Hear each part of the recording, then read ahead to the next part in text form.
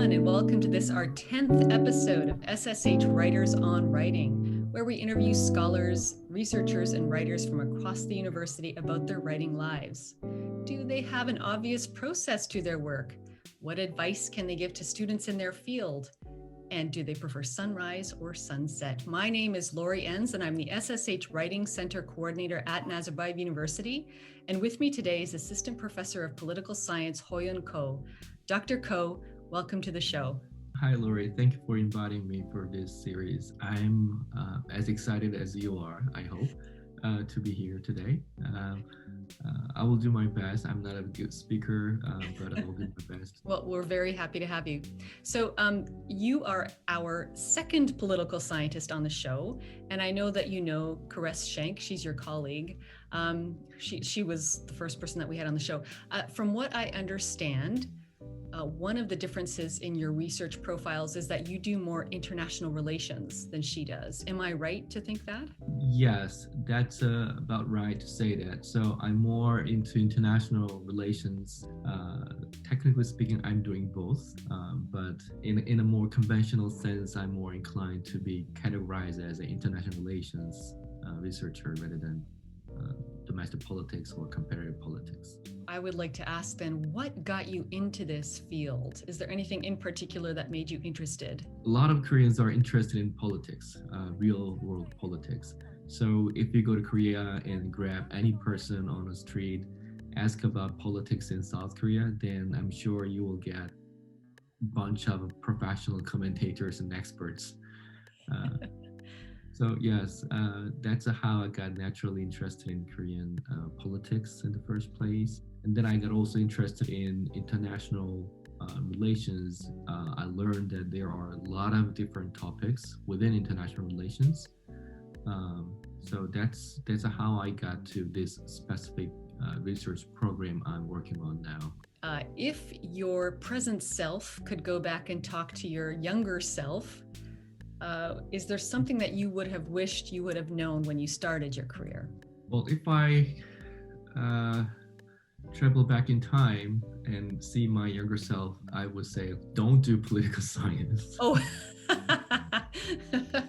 okay. Well, yeah, I'm enjoying it, but there are a lot of things that I could have been more, enjoying more. And also, when I introduce myself as a researcher in political science, people think, oh, this person is boring, or this person is not very interesting to talk with.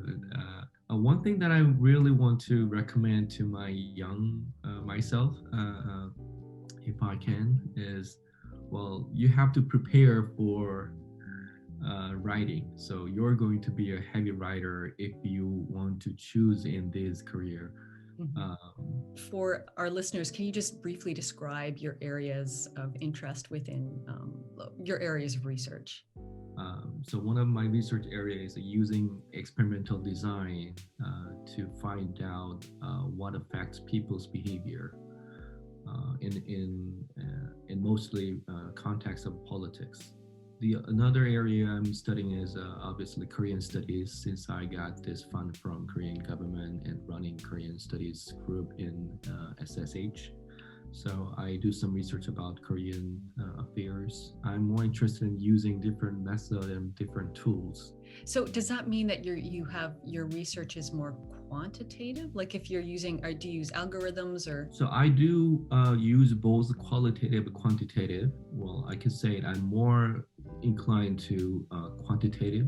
If you're doing political science, you may heard of softwares like Stata, R, and so on. So those are basic tools I'm using software-wise. Design-wise, I enjoy designing some experimental setups.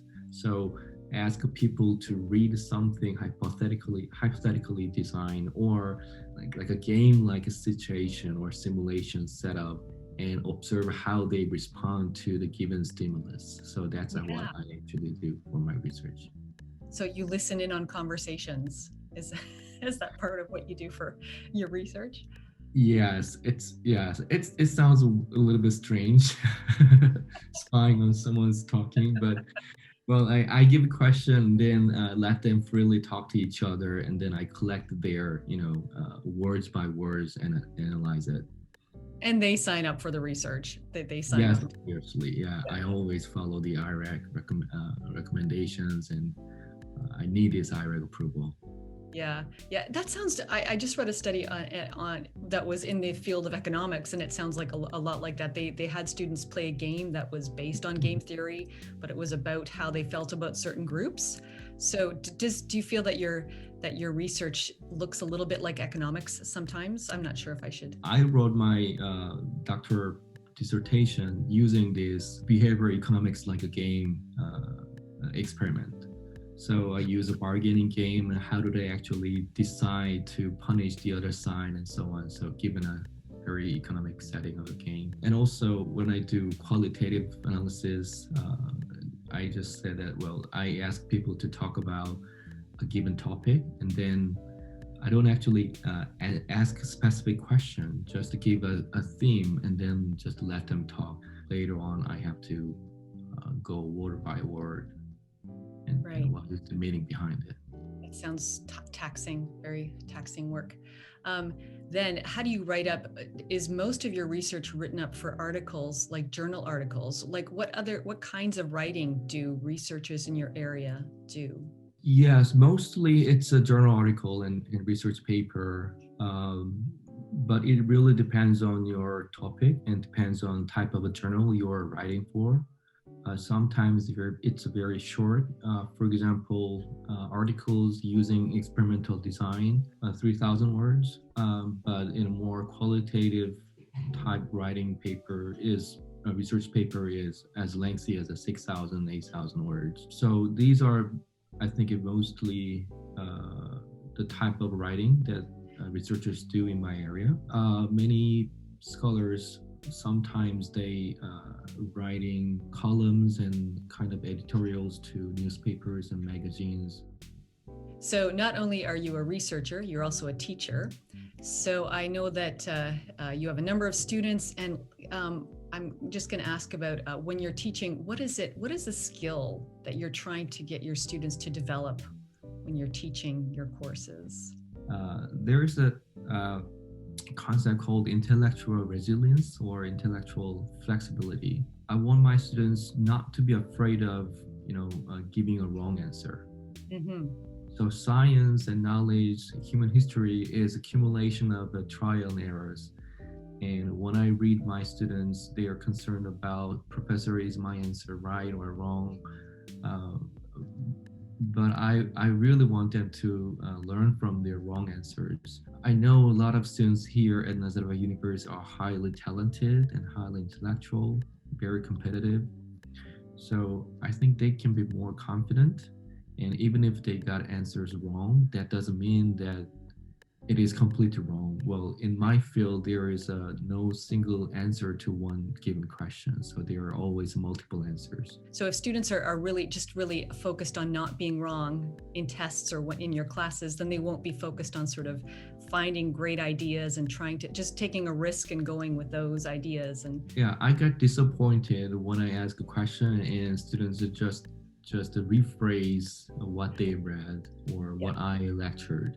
So I know they're more capable than this. So I want them to be more, confident and be more original in their own answers. Yeah, that's great advice. What do you consider to be poor writing? Like, what do you not like seeing in your students' papers? Almost all professors doesn't want to see a lot of errors in their writings. I always emphasize that you must proofread or just run spell check at least before submitting your final draft to me. I don't like sentences with a lot of verbose writing, too many adjectives, adverb. I always cross out those redundant or unnecessary part. So you prefer concision. You want them to be concise. Just say what you need to say, and don't give me a lot of fluff. Right. Yes. So be succinct and be concise. And the second thing I emphasize is structure or organization of their paper. There is a certain structure that is accepted in my field. So just follow the structure, follow the organization. One tip I usually give my students in terms of writing is minimize using conjunctions. You mean things like however or nevertheless, like Yeah, these kind nevertheless, however, therefore. So conjunctions like these are sometimes necessary, but most of the time, if your writing is very clear and logically fluent, then they're not actually necessary. So sometimes student writers use these conjunctions as a crutch. Okay, so you are a researcher, you are a teacher, and I know that you're a dad because I think your oldest daughter is in the same grade as my youngest. So if you don't mind, I would like to ask some more personal questions now. We can move to that part of the podcast. My first question is, what do your kids think you do? Well, they think I'm a teacher. And the other day, I was invited to one of my children's class to introduce my job. So I describe myself as a scientist, and what I'm dealing with as a scientist is not biology or chemistry, but I'm dealing with the people. So I call myself a people scientist. And that seems to get traction, like students get it and... No, not really. Okay. Yeah, but my oldest one, she understands a little bit. Right. She's interested in psychology and behavioral economics and so on. So I converse with my daughter a lot about my work, sometimes about experiment I designed. Yeah. But yeah, I guess a fourth grader, being a people scientist would be kind of hard to get your head around if you're, 10. Okay, so we know that you're good at all sorts of things. You're good at what you do. Is there something that you're not good at? Yes, I'm not good at, saying no. Oh dear, yes. Yeah, this is definitely the most important skill I need to learn. Well, now I can say no, but still I feeling very sorry when I have to say no. So that's what I'm not good at. Does that mean that now I could ask you to sign on to do this podcast once every couple of months? Yeah, sure. And, Yes. you would feel compelled to say yes? Noted. Yes. What kind of career, let's say that you died and went to hell and the devil said, you have to come back to earth and it's going to be your most hated career. You're going to have to be how would you fill in the blank? I really hate to be a dentist. Right. First of all, I don't like to go to see my dentist. And second of all, I don't want to spend my life watching in, someone else's mouth all the time. I hear you. That does sound kind of icky. Right. Working with tools and the shrill sounds that go on, in the office and the things flying in the air and people. Yeah, I get it. That sounds gross. Let's say someone gifted you $500 million. How would you spend it? I don't think I can actually find a way to spend these large amount of money. I think I'm pretty happy with the things that I already have now. But if I have that money, I probably save that for the future of my children or my family. If I have to use them, probably I will buy some stocks. Oh. Invest. It's very practical. You sound like I think you are part economist too. That's the vibe I'm getting. Maybe I can say that, but also I'm not a very humorous person. I don't have a lot of sense of humor. That's why I'm too practical to this question. Well, maybe then together with your wife, you can come up with a creative way to spend $500 million. Yeah, she's way more creative than. Excellent. Okay.